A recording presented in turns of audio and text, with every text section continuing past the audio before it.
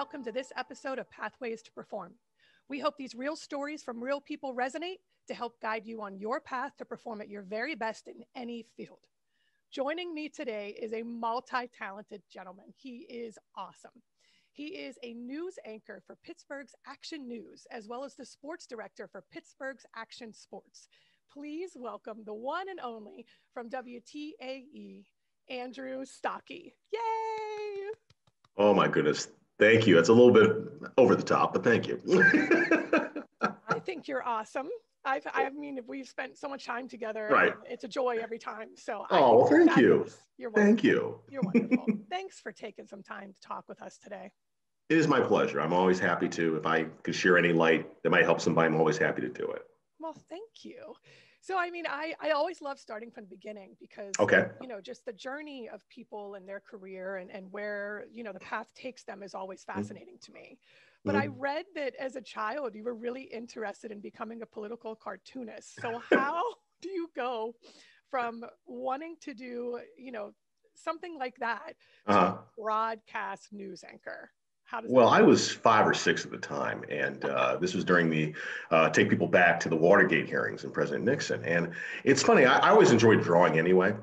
And I found that, you know, even though we have cartoon pages, there was something about the editorial pages that was really interesting because it was real life being drawn and characterized. And I had my favorite cartoonists, Herbert Bloch and Pat Oliphant, and I lived in DC at the time, and I would read their cartoons every day and help me understand politics to a great degree. And it's something I thought I could do myself. You know, I mean, I actually did a pretty good Richard Nixon all the way down the nose. But it wasn't. So I still have that interest. I still have some books and things I've collected over time. Now I have a lot like Doonesbury and things like that. So I thought that was something I would do with my life. But as life went on, there were other things I found that I had some skills at. So I guess I'm taking you all the way through the lifetime. Yeah, go for it. I mean, we are going to get to your college as well because I. Okay. Well, I mean, when I graduated from high school, you know, I kind of in high school I discovered television. We had a community access TV channel, and I thought TV was very interesting, but not the on-air side. I mean, I actually had a business mind as well, and I wanted to work in the business side of television. That's kind of what I wanted to do. I wanted to work in sales and marketing and programming, and so I got away from the political aspect, moving more into the performance aspect than into the business aspect. And that's why I went to Ohio University. I went to college. My goal was to, work in management, whether it be with cable or broadcast. But you find in college, there are no broadcast or cable management clubs. So you have to actually learn about the television business. So I worked at our campus radio station, TV station. So I got my exposure actually doing broadcast journalism at that point. But I did internships at ESPN when I was in college a couple of times, but I wanted to work on the business side of TV. So when I finally graduated, I went back to ESPN, had an interview for an account executive job, didn't get it. Of course, sadly, the guy who beat me out now runs the company. So not that I dwell on that. Yeah. Not that I dwell on that. You don't sit in that space at all. I finally did get into sales and marketing in TV in Chicago, something called Sports Channel. Did it for a while. Wasn't really passionate about it. I mean, I liked it, but it wasn't as I did television, the business side. I wasn't really passionate. It wasn't what I thought it would be. And I began to realize, and I'm in my early 20s at this point, that I really wanted to make a difference. I really wanted to have an impact. I realized that making money and a lot of corporate stuff wasn't going to be satisfying. So I had my work from my tapes from college, and I sent a few out and got an offer. Actually, my first offer was as a producer at Fox News. Now, this is before Fox News was Fox News. This is 1990. We were just trying to get Fox affiliates to start doing newscasts and producing a national news feed. There was no political slant. So, people see Fox News. I'm like, no, it's not what you think it is. 6 months after that, I finally got my first on-air job. I was a sportscaster in the town I grew up in, Hartford, Connecticut. I eventually grew up in Connecticut and got a sports anchor job there. Was there for about a year, and then got real serious about, I'm going to pursue this. Got a sports anchor job in Mobile, Alabama. I was there for 3 years on the Gulf Coast, which was cool. I mean, it was great. I got to cover Alabama and Auburn football, Saints football, play golf year round. and really enjoyed it. And then finally Channel 4. Oh, thank you. Thank you. Oh, it's beautiful. I do like crawfish and stuff like that. And then Channel 4 called me in 1995. And that's when I came up here. And I thought I'd be here for, a cup of coffee, maybe 2 or 3 years, and then take that next big step. That was 25 years ago. That was a few gray hairs ago. That's amazing. So that's kind of my path. And I always tell people, look, what it shows you is that, just because you plan on doing something or you see yourself going in a direction, that's not where life ultimately takes you. It takes you, if you're adaptive and you just take advantage of the moment, you never know where you might go or what you might do. So, have a plan, but don't feel like you can't move from that plan and you can't go left or right. Right. It's important to kind of walk through those doors that open as well. Right. And that's what I did. And that's how I got into news. I was a sportscaster here for the first 10 years. And after the Steelers won Super Bowl 40, the management at Channel 4 said, hey, we'd like you to give news a try. I'm like, okay, I don't know why, but so I filled in and did some morning news. And then they said, we'd like you to stay on the morning. So in late 2006, I anchored the morning news with Kelly Fry, who was a seasoned veteran, had been doing this for a long time. And I'm the new kid on the block. And, but that was my first foray into news. And that was, oh my goodness, is that really 15 years ago? So I've had various news anchor jobs, but now I'm the 5 o'clock news anchor. And I went back to sports in 2011, because they think, I think what they did is they took advantage of the fact I can work in both worlds and I have contacts in both worlds, and the viewers buy into it now. They don't look and say, why is the sports guy doing news? Why is the news guy doing sports? They understand. So I'm one of the very few people in this country. I don't know a whole lot of people actually do what I do. And I'm very fortunate because I love to do both. Well, and I think that's what's so interesting to me when I look at it in this world of, exactly what you're talking about, labels and categories. This is what you do. This is what you do. Mm-hmm. You have absolutely broken every realm of expectations, as well as just what it should be, the rules, right? You've broken the rules.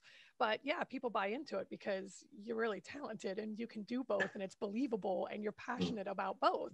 And it comes across the screen, and it's thank you. In a genuine way. Yeah, it's great. And I love that story because it's important for people to believe that you don't have to live on one certain path, and you can kind of break those rules like we talked about. Right. But just kind of circling back a little bit, sure. I read in your college days at Ohio U that you majored in telecommunications, and you did talk about, wanting to be a manager and on the other side of things. Right. So, how did that shift happen for you? Was it just organic? Like you grabbed a microphone, you were in front of, the camera, and it just kind of happened?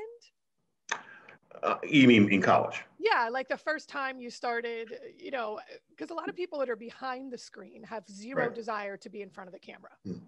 Well, let me okay, let me backtrack for a second. I mean, my first exposure to television was really in high school. We had a community TV station, and I got involved because, me and my buddy, we used to love, when we're playing basketball, doing play-by-play while we're playing. My father said, these guys aren't too bad. He reached out to the local cable access channel and said, look, I have these 2 young men. They love doing play-by-play, and maybe you'd like to have some students do the high school game. So that's how it started, and it was fun. I mean, it was just kind of fun. It wasn't something I saw as like a real career. I mean, I never thought, first of all, I don't have the anchor hair, or, I don't have the anchor look. I never thought I'd be on television. That's not something I really thought about. But it was fun, and I enjoyed, and it got me interested in more about what was television about, and from there I was producing my own shows and doing that sort of thing. So what I did was I was able to see the entire world of television. It's hard for, I think, anybody, in my opinion, to do this job and not know what everybody else does. Like, you can't be just the anchor and not know what the producer does, or the director does, or the guy on the floor manager does. Or what the news team is doing. Everybody has to work together. So what was great is I got an education in college about all different aspects. And I felt you can be a better manager in the business side if you're able to do that. And that was my kind of where I got my excitement about television. But I didn't really plan on being on camera, because I didn't think I had that presence, and I didn't think I had that desire. Wow. Okay. That's interesting. And understanding every facet that goes into it is really important. Mm-hmm. So, you landed this job at WTAE. When you first came in as a sports anchor, what was that like for you? I mean, was it a Well, big transition for you? it was difficult in the sense that I came to a station that had a great history. Channel 4 has had great, I think every major sports anchor in this town historically has maybe been Channel 4. I mean, we go back to Myron Cope, Bill Hillgrove, Stan Savran. These are legendary names. And this is a market where people take sports very seriously. I remember when I first got here, I mean, there were guys at the other stations, Bob Pompiani is that kind of guy who had been here longer than I had, who had this following, who people relied on. And suddenly here's a kid who's 27 years old, and he's asked to, in the space of a year, in fact, what happened in the space of a year, our sports department completely changed. I came into the weekend sports anchor and weekday reporter. In the space of a year, I went to the weekday position because we had so much change. Bill Hillgrove moved on to doing more Steelers coverage and Pitt coverage. Myron Cope retired. We had a couple of guys who just left. And all of a sudden, I was the weekday guy. And I think in that regard, it was difficult because a lot of people, who is this kid? Why should we believe him? Why should we watch him? I never felt overwhelmed, but I knew the gravity of what I was doing because there was such a history of WTAE. I mean, we're the home of the guy who created the terrible towel. This is the station that carried Pitt athletics for so long. This is a part of Pittsburgh. And to the station's credit, I had the support and I had people around me, people like Sally Wiggin, who her and I did Black and Gold Primetime, the Steelers pregame show on Monday nights for over 20 years. Somebody like Albie Oxenreiter, who was with me for a long time before he moved on to Fox and then Channel 11. And then management. I had a management team that actually believed in me and what I was doing. Didn't mean there weren't some bumps along the way and things I could have learned, but I could have done better. But I had a lot of people behind me. And I think that's what really helped cement my position in my place. Wow. I mean, having that kind of support and also understanding legacy, walking into those, trying to fill those shoes is extraordinary, but you've done an amazing job. You're the guy we go to, which I love. Well, that's what's so funny. I mean, I still, there are days I don't feel like, when I think about who has been in the chair that I'm in now, it's kind of overwhelming. I mean, there's people I haven't mentioned. Guys like Ed Conway, who was a legendary sportscaster in the late 60s, early 70s at Channel 4. I don't think I'll ever go down with those guys. I think I've just been here long enough where I've been able to be part of what we do as a team, but I don't think I'll ever be that one person that, people, 20 years from now will say, hey, remember this guy? I think they might. I think they might, which is great. Okay, so, you do several different things at WTAE. Yeah. What is your favorite part about your job? I mean, because you cross over, right? I mean, news anchor into sports and then Operation Football, which is fantastic and so much fun. Thank you. My dad was a football coach for maybe 30 years or something. Okay. So, Friday Night Lights, Western PA, right. I get it. Right. So from that aspect, to cross and keep switching gears and changing focus, what do you love the most about it? Just what you said, changing focus. I mean, my biggest fear when I was in sports is I would get bored with it because it doesn't really change that much. Every fall is football, every spring it's baseball. Your 18-year-old student athlete probably says pretty much the same thing they've been saying for 20 years. I mean, you'll find the rare individual who breaks out of that, but things really don't change in sports. I mean, there's still a beginning, middle, and end. I felt that going to news, I would be doing a lot of different things. One thing I do is politics. I love covering politics. I really do. It goes back to my days as a kid, being a political cartoonist. I really enjoy, races. I enjoy talking to political figures. It's fun to talk about politics. Obviously, we live in an age now where it's become very divisive and it's become very acidic. But in its purest form, politics is what this country is about, being able to discuss ideas and have robust discussions. And that's what I like. And I do hope eventually we get back to it because that's what makes covering politics so much fun. When people really, here's my view, but let me listen to what you're saying. Wow. Okay. That's awesome. And I hope we do get back to that. I think we will get back to that point. I hope so, because politics becomes less interesting and less engaging when it becomes a, my side is right, your side's wrong. And I enjoy covering politics because I like the give and take. I love doing debates.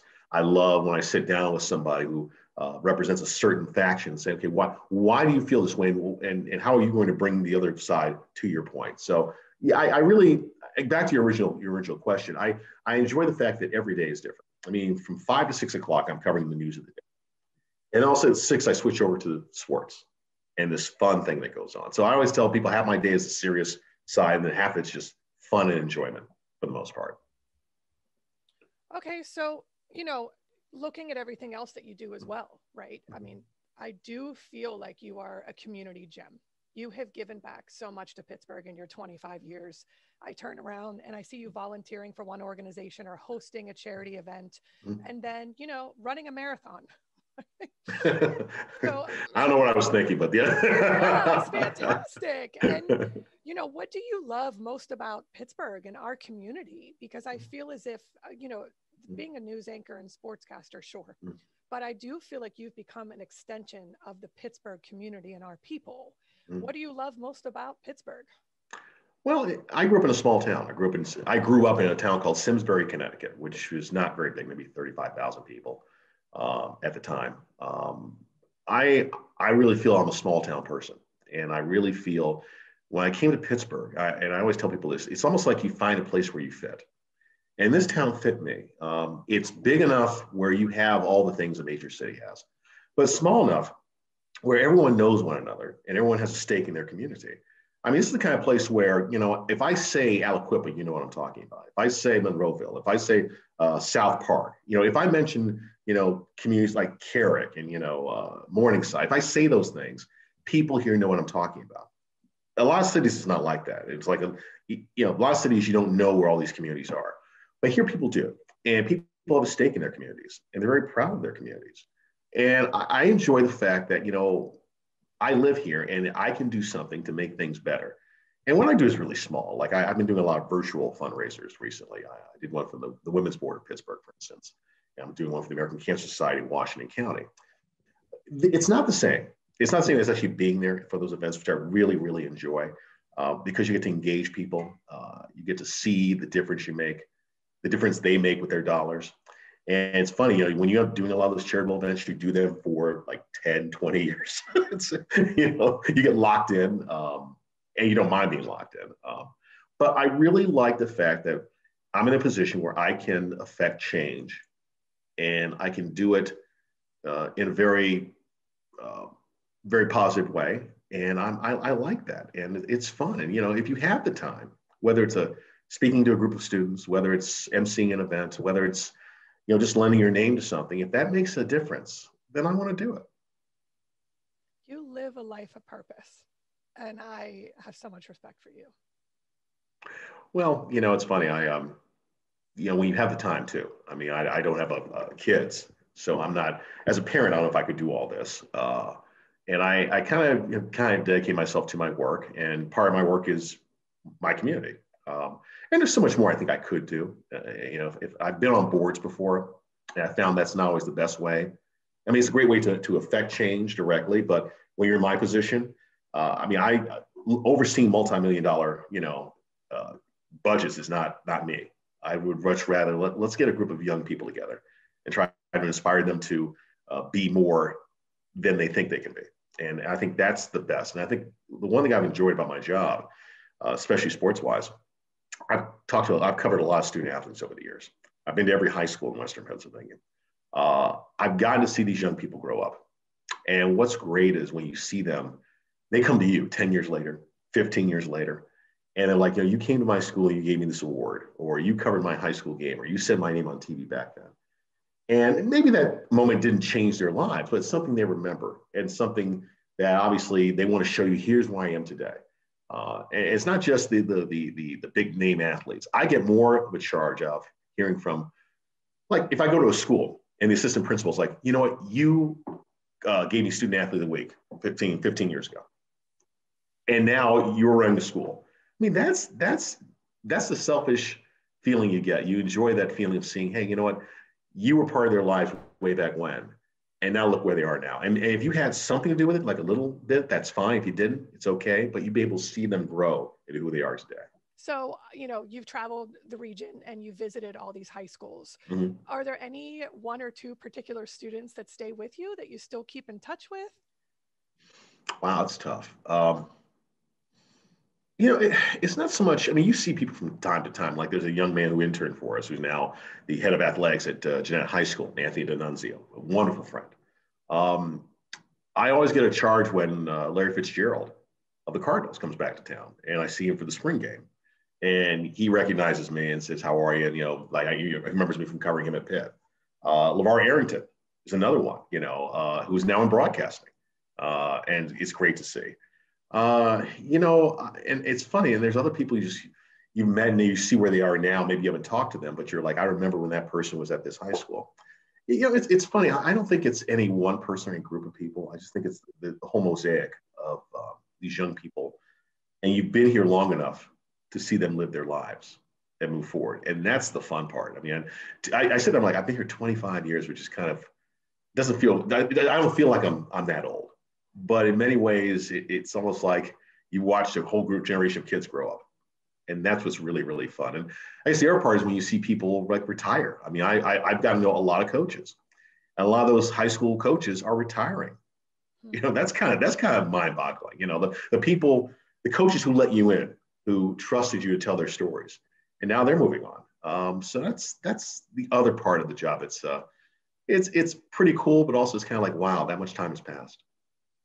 You are such a champion for young people. I love that. Oh. And so what do you want the most for them? Like, how would you encourage them to pursue some kind of success and happiness? Well, just do what I do. Don't, keep your eyes open. Don't feel like, as I said before, don't feel like you have to be in a single box. This is the only place you can go. What my life story suggests is that as long as you are prepared with the basics, there's nothing you can't do. There's nothing you can't accomplish. Don't feel like, this is all I'm good at. And more importantly, never accept when people say, you can't do something. I'm sure when I got here, the other thing I noticed in the beginning, there are not a whole lot of people who look like me on local television 25 years ago. And even today, we see more, but we don't see as many. And to be in a position that I'm in, I mean, there are just not a lot of, Black people on television in prime weekday roles. And it's not Pittsburgh solely. A lot of cities is like this. But I didn't let that define me. This is how I look, but it's not who I am.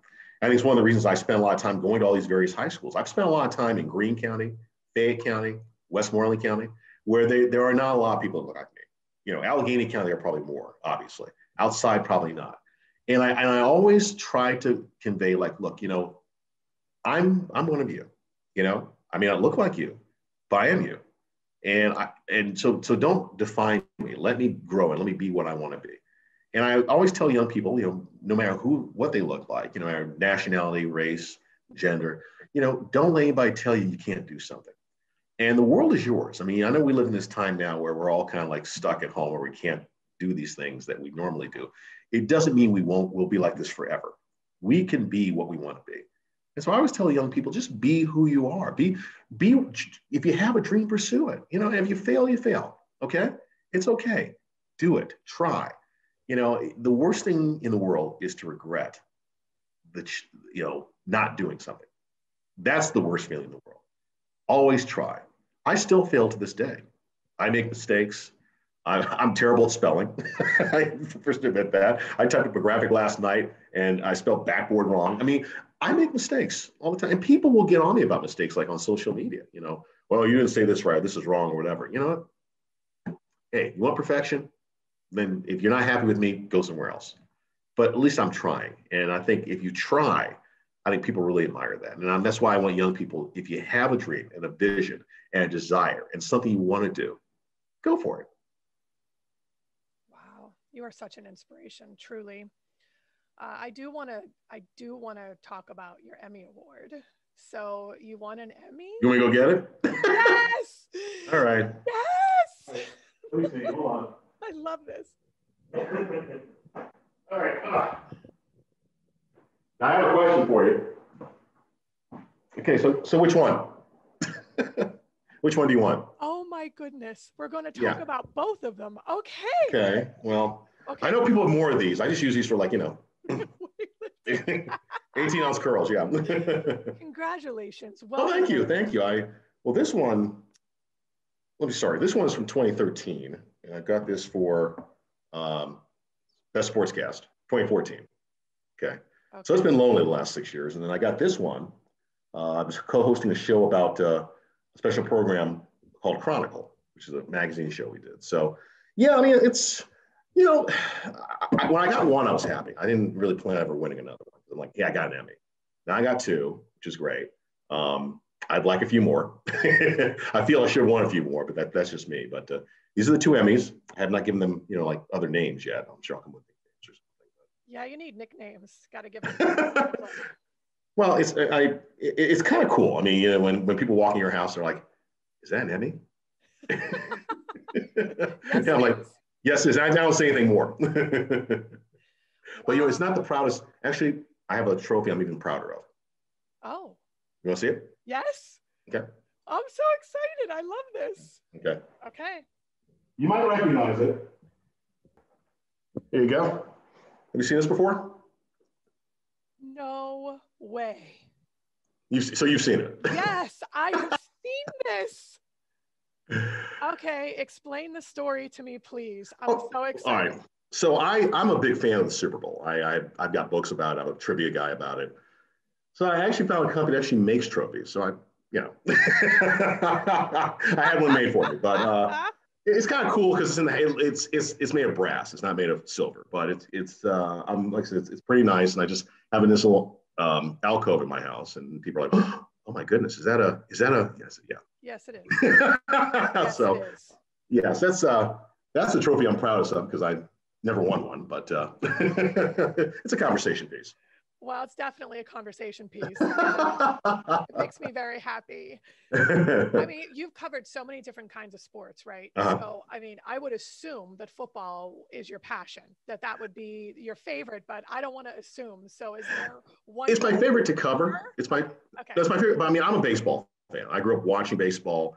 I love baseball. I mean, when I was a kid, I would go to Red Sox games in Boston. And to this day, I'm one of those people who loves to sit outside on the deck and listen to games on the radio late night. I'll come home from work. I usually get off at 11:30. I'm here at midnight. There are West Coast games. And I'll just sit outside and listen. I really love baseball and sport. If I had kept playing a sport, I would have kept playing baseball. I mean, I don't know if I would have had much career, but I love the game. And I'm one of those people who goes to PNC Park when it first opened. I just think it's the most beautiful ballpark in the world. Where the Pirates were bad before, they're still, but back then, I would just go and just enjoy the atmosphere and the view. And, here's baseball, here's the city in front of you. I mean, baseball is just, football, you have to focus. It's kind of serious. You have to watch everything. Baseball is very, as they say, pastoral. You can sit back and just take it in and watch and not watch at the same time, if that makes any sense. So I love baseball. Absolutely makes sense. Yeah, I love baseball. What position for baseball? I was a catcher and an outfielder. I did both. I just, I played summer baseball when I was a kid. And, I did think about continuing my baseball career, maybe, on the college level or something. But I knew very early on that I was not going to be an athlete, and that was not my goal in life. But I enjoyed playing, and, I still enjoy going to spring training. I usually go down for a week by myself and just go to games. This past year, the week the pandemic shut down Pennsylvania, I was on the west coast of Florida. So I went to Port Charlotte to see the Rays. I was in Sarasota to see a game. I was in Bradenton to see the Pirates. I went down to Fort Myers to see the Red Sox. And I just go from game to game. You're sitting next to somebody, you probably don't know them. You start a conversation, you buy a beer for them. And I love spring training. That's my favorite. If you ask me, what's my favorite thing, going to see spring training baseball, better than anything else in the world. And probably the thing that will hit me the hardest when, they don't have fans this year, because that's something I've always done, something I've always enjoyed. What do you love the most about spring training? Well, it's first of all, you have access. You're close to the players. You're close to the action. Players come over and talk to you. It's very casual. It's not like the regular season where it's everything's so serious. I mean, guys are coming in and out of the games. The weather's nice, so it's your first taste of spring. You play 18 holes in the morning, you get to the ballpark at noon, you're there for 6 innings of baseball, then you can take off. And it's just fun. It's just, I like it more than regular season baseball because it's just so relaxed. And it's just a great way to start the spring in the warm weather. I don't think there's anything more beautiful in the city of Pittsburgh other than sitting in that stadium and watching the sunset. Mm-hmm. I agree with you. I love that moment where that sun sets and the clouds and the colors and just frames the stadium. It is one of my favorite. I tell people all the time, whether you like baseball or not, go to PNC Park for the 7:05 game. You can't beat the view no matter what is happening. Well, I'm in the press box. So I'm at the highest point of the stadium. And I can see the city and the game. And it's funny because there's not a lot of people there. Usually they're not packed. Even the press box, very few people. I'll sit there and just watch and just take it all in. And I don't care what the score is. I mean, you want to see the team win, you want to see them do well, but in the final analysis, it's nighttime. The nighttime view of PNC Park is unlike anything I've ever seen. And I really enjoy it. I really just think it's great. And I want the team to be successful, but you know what? Baseball is not a game where you worry about the big picture. It's about that one moment and just enjoying the moment. Yeah, baseball's awesome. I would have saw you for a football guy. So I love football. Don't get me wrong. I love football, but football is not something you can just casually watch. Football, this is true. You're screaming like a lunatic. Me. Anyway. Right. I mean, you can't just jump into a football game and suddenly know what's going on. Yeah. Baseball, you kind of can, if that makes any sense. I know people will disagree with me. People will disagree with me. Yeah, of course. But I understand what you're trying to say. It's less aggressive and more enjoyable. Right. In some ways. Okay. I understand. Okay. So, I mean, I'm looking back at your career, 25 years in Pittsburgh. Within that time, I mean, a quarter century. Isn't it? And then upon reflection, I've seen you cover the highest of highs in this city and the lowest of lows, from Super Bowl championships to the Tree of Life synagogue nightmare. I mean, what are some of your favorite memories and what stays closest to your heart when covering those kinds of stories and changing gears? I mean, it's all those things, the tragedy and seeing you cover it was comforting for me in some kind of way, but the familiarity and trust and knowing you and, and then turning around and also, again, just seeing you cover something like the Super Bowl. Yeah. So for you, what are some of your favorite moments? What stays with you? Well, I'll start with the ones that are probably the hardest to talk about. For whatever reason, the two biggest tragedies and most difficult things I've ever covered in Pittsburgh was the Tree of Life shooting and the Stanton Heights shootings, the 3 police officers. You may remember from 2009. Absolutely, yes. So both those events, it was interesting. Janelle Hall and I, for whatever reason, wound up covering them together on the anchor desk. Well, I take that back. Tree of Life, she was in the studio. We were both in the studio. And then the Stanton Heights shootings, I was actually there. And she was in studio. And I remember for the Stanton Heights shootings because I was on my way to Ohio U to go speak to some students. And I got a call because they couldn't get a hold of anybody. I said, look, there's something going on in Stanton Heights. Can you stop by? And I'd never been to Stanton Heights. That was the first time I'd ever been there. And I got there, and also the SWAT team shows up at the same time I do. So I'm like, oh my God, and I remember just how cold it was and how we were out there for 6 hours. And I remember, suddenly I was doing something I'd never done before. I'd never covered anything like that before. And it was difficult. It was very difficult because basically, 3 officers were killed responding to a domestic situation. The hardest part about that day was afterwards. So we had covered, I've been on the air with Janelle the whole time. I was live at 6 as they had a press conference about what took place. And that night, a friend of mine said, look, you haven't eaten all day. Let's go eat. So I went to Sarah's, the burger place in Bloomfield. And I sat down and people started coming up to me because everybody had watched our coverage. I mean, we've been on the air for God knows how long. And were telling me about one of the officers, Paul Shula, who I had never even, I'd forgot he's from Bloomfield. And people started sharing his story with me and things about him. You know, by the time the evening was over, it's almost like I wish I had gotten to know him. I wish I did know him because he's the kind of guy I would have been friends with. And it's interesting. I've become very good friends with his parents. I've gotten to know them over the years. And the hardest part for me is that once the cameras are gone, once the lights are off, you know, once you're done with the anniversary of whatever happened, these people still have this grief. I mean, nobody should ever have to bury their child. And that will always stay with me. And I always tell them, if there's anything you need, if there's anything I can do, you know, they're such good people. So that, and then of course the Tree of Life shooting was the hardest thing because of what inspired it, why it happened, the lives lost. I actually had met two of the victims, the brothers, through some charitable work I'd done in the past. So it was really, really hard. And so those two things will always stay with me. But if you're a good journalist, you know, you take those moments and you try to help people make sense of them as best you can. But you know, I have no more answers than anybody else does as to why. And while it's going on, I have no more answers. All I can do is take the information I have and try to be as calm and reasonable and rational as I can. And I pray to God I never have to cover anything like that again.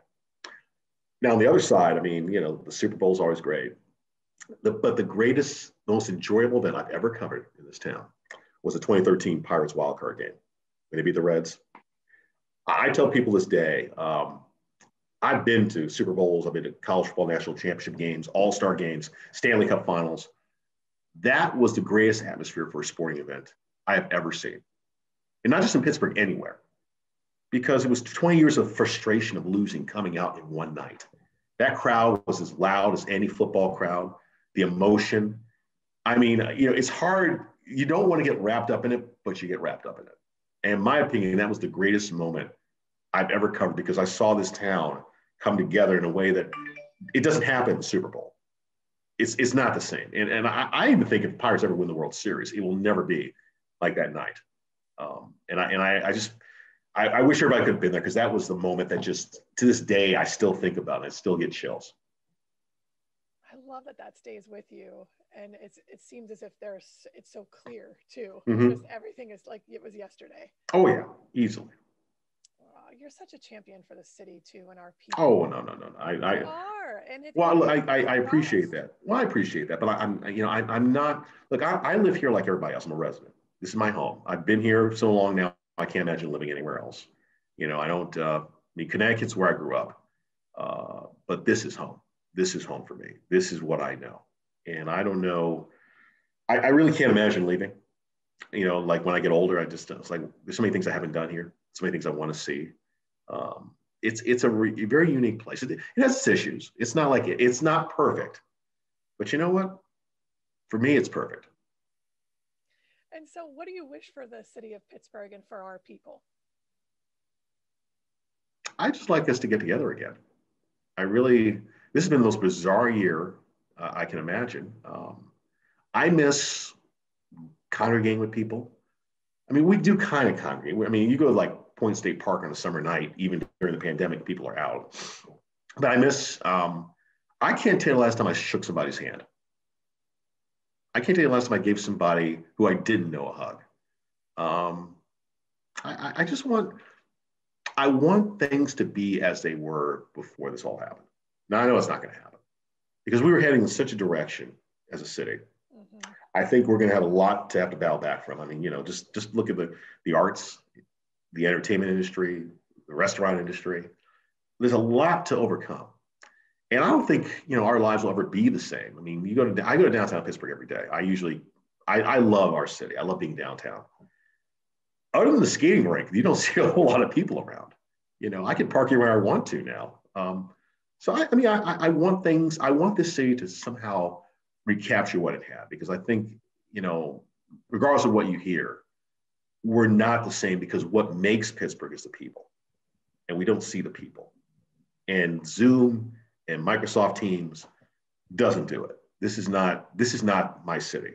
You know, in fact, there are people I haven't seen physically in a year is upsetting, to say the least. So that's kind of what I want. I mean, that's a lot to ask, and it probably won't happen. But if we could somehow just get back to where we were before that Friday the 13th in March, that would make me happy. And we'll get back. That's what Pittsburgh's known for. We're fighters, and we will rise again, and it'll be a great moment for all of us to reconnect and kind of get back. I think it'll be a little bit different the way we see things, and just seeing people again and coming together. You're right. Pittsburgh's a city of people. It is. I mean, it's going to be hard. I mean, you could see that businesses have taken a major hit, and some are just not going to come back. And you see that it's a change. I mean, it's different now. It really is. But this city, I know it's cliche. You hear it all the time, but this city has something about it that makes it unique. In that its people are proud. They're not afraid to say they're from Pittsburgh. They wear it as a badge of honor. They embrace other Pittsburghers. And when Pittsburghers need help, other Pittsburghers step up. And we've seen that during this pandemic. I mean, I've done a lot of work with the Pittsburgh Food Bank, and to see the donations and the people giving is mind-boggling. We're not, and I always say this, and if you'll forgive me, I'll just say this real quick. When I speak to groups, I sometimes say this, I find myself saying this all the time. We're not the richest place. We don't have the most resources. We don't have the most of everything. We're not New York, Boston, Chicago, LA. But there's no city in America, in my opinion, that has a bigger heart, that really cares about its community quite like Pittsburgh. And when you're here, you want to be a part of that. That's maybe one of the reasons I've tried to give back as much as I can when I can. But everybody does that. That's what is expected of people from Pittsburgh. So that's why I'm pretty proud of this town. That's why I call it home. And I hopefully will always call it home. That's beautiful. You've done so much for the city. I mean, WTAE, 25 years. You've covered news, you've covered sports, you've covered defining moments in this history. And again, the lowest of lows. I know the people stay with you. I know the stories stay with you. Again, you are a true champion of our young adults coming up too, which I so admire. What's next for you? I mean, you've run marathons. Like one marathon. One marathon. You're saying, wait, just I'll never do it again. What's next? Wow. What's next? I mean, what's on the horizon for you? It's funny. Someone close to me recently said, they've noticed that I'm not the same person that I was 5 years ago, 3 years ago, and that I've always been a planner. I'm always like, okay, I'm here. Where can I be in 5 years, 10 years, 15 years? I always had that trajectory. This is where I want to be. Now, and this is my phrasing for it, I don't look past my next Twinkie, which what that means is that when you were a kid, how you get like one sweet a day. I was into Twinkies. So your days were defined by, okay, when am I having my next Twinkie? That's how you define time when you were younger. I'm kind of back to that now. I don't, yes, you have to plan things with work and life and, seeing family. I mean, I'm trying to do all that, but I'm not really thinking that far off in the future. I don't know. I mean, I love what I do. It's great. If I'm lucky, maybe I could do this longer than I is expected. I don't know. I want to have some new challenges at some point, but right now this is good for me and I like it. I've been doing this particular job. I've been doing this for the last 9 years, the news and sports thing. But I don't know. I think it's just like how I got into this business. You kind of have to see what doors open for you. But as of now, I mean, it seems like people want me around. They like what I do, and and that's enough for me. And I'm not worried about how old I am or where I'm going or getting to a certain point. I'm content. I would like more because of what's going on with our country and everything. I'd like to be able to get back to a sense of normalcy. But in terms of what's next, I don't know. And that's a really weak answer. I know that. It's not really an answer at all. Not weak. You're living in the moment, and that's a good thing. You're just present in the moment. Yeah, and the moment's not bad. I mean, there's things during this whole time. I think, it's a horrible thing what's going on with this pandemic, but it's forced a lot of people to take a look at their lives and what's important and what's not important. and look at relationships and friendships. And for me, I've just been able to say, you know what, I'm in a good place and I'm very blessed. So why would I worry about what the next step is when the step I'm in right now is pretty good? Again, well stated. Beautiful. I'm making this up as I go along, by the way. You know that. Well, and the thing is that your heart is so big and so genuine, and it's evident. It's just evident who you are, which is great. It's just I try. I don't think you have to try. It's just natural. You should thank you. Oh no, it's the truth. You're a great human being, and I'm Thank you. so grateful to have time with you. In closing, for our listeners, you've shared so many great stories and words of advice. Is there anything else you want to leave maybe our young people with? You're such a great advocate for them. Is there, these trying times, I think they're trying to cope. I think that there's a lot of questions right now, Well, I spoke to a group of students back in April when all this was going on, who were going to school virtually. And I said to them, and you could tell they were it was unusual. I mean, the virtual classroom thing was brand new. And especially the seniors who knew that their life would not be the same. They weren't going to have prom. They weren't going to have graduation. They weren't going to experience all those things that you and I experienced as high school kids. And I said to them, look, you know what? There are two ways to look at this. You can look at it as all the things you've been denied, or look at the fact that you are a part of something incredibly unique, something that connects you to everyone else your age in this country. I mean, can you imagine the class reunion for the class of 2020, 10 years from now, 15 years from now? Can you imagine all you have to do is say, I graduated high school in 2020, and suddenly you have an instant connection. You have something that none of us have ever had in the history of the world, this instant connection with everyone your age. And I think right now, and I'm talking to seniors, out there, the high school, those who are about to go to college, take this time and realize how unique this is, and how can I use this to build bridges, to build connections. It's there for you. I mean, look, prom is fantastic, and and senior dance is all great stuff. I mean, it's important, and I'm sorry you missed it. But at the same time, you don't look at it and say, this is what I missed. Try to find what you have, what you've been able to do, and what connects you to other people. I would love to go to a class reunion for the class of 2020, 10 years from now, just to hear the conversation. I think it would be fascinating, absolutely fascinating. And more importantly, the fact that these people are bonded in a way that I can't be bonded with my classmates or you with your classmates. Mm-hmm.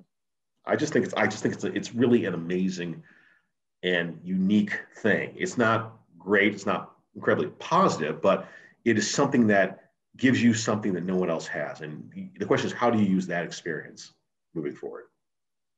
If that makes any sense. I know I'm kind of like, No, it makes total sense. And it really is about finding the positive in the circumstance. And I really hope that they are hearing that and are able to find something that is beneficial from all of this, of course. Well, kids are pretty resilient. I think you know that what we freak out about as adults and as parents, they're like, what's the big deal? And so I don't worry about children being able to find the forest through the trees. I think they're strong enough they can do that. Amazing.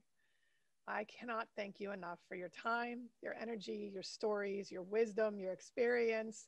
And honestly, you're a gem. You've done so much for Pittsburgh, and it's just an honest. It comes from an honest place. Well, Pittsburgh's done a lot for me. I mean, let me be honest. I don't think my life would have been the same anywhere else. I mean, it may have been better in some ways, but I think there's a lot I would not have experienced. And I don't ever regret the decision of coming here. I don't regret the decision of staying here. And I'm very glad that I have a city that at least recognizes that I played a small role in making it what it is today. So that means a lot to me.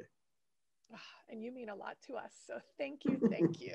Where can our listeners find you? So Twitter account, are you on Instagram? Oh, well, that's right, because nobody watches TV anymore. No, I take that back. No, I am. Well, I'm on at 5, 6, and 11 o'clock. Right. I'm on Twitter. It's Stockey, WTAE. Facebook is a Stockey, WTAE. There's a pattern here. Instagram, same thing. And I also have a LinkedIn page, which doesn't sound like much, but you'd be amazed the amount of connection I make there too. And I post a lot of stories. Here's things you're interested in. Here's things going on around town. I don't really use it to do a whole lot of opinion. It's more about here's the news of the day or things you should know. But you can always reach me Instagram, LinkedIn, Facebook, Twitter. I'm at all places and I'm always online. At least I seem to be. Oh, fantastic. And then of course we can find you on the news, like you said, 5, 6, 7? No, well, sometimes I fill in, but basically I'm the 5 o'clock. I co-anchor the 5 with Shan Perrine. Okay. I'm the sports anchor at 6 and 11 o'clock. 6 and 11. We and will 11. Find you. Fantastic. Yes. Thank you so much for everything. Stay safe, healthy, all the things. And I hope to run into you sometime soon in person. You will. And thank you again. Thank you. Have a great day.